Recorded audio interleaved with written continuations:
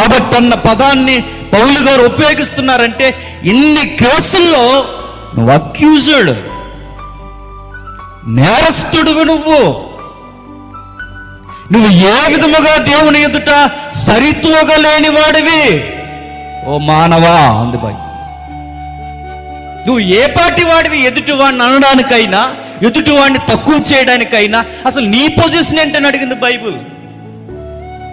అందరికి అలవాటు అయిపోయిన పదం ఏంటి చెప్పిన, అందరూ పాపులు అన్న ఫీలింగ్ ఈజీగా నేస్తున్నావంటే ఆ లిస్టులో నువ్వు లేవనుకున్నట్టున్నావా? ఎవడు మంచోడండి అని ఈజీగా అనేస్తున్నావంటే ఆ లిస్టులో నువ్వు లేవనుకుంటున్నావా? మనలందరినీ బైబిల్ ఒకే గుంపులోకి తోసేసింది. మీరు నాకు ఎనిమీస్ అందంతే బైబిల్. నా శత్రువులు మీరు, నా పిల్లలు అనడానికి మీకు అర్హత ఏంటి? నేను పరిశుద్ధుడిని, మీరు పరిశుద్ధులా అని అడిగింది బైబిల్.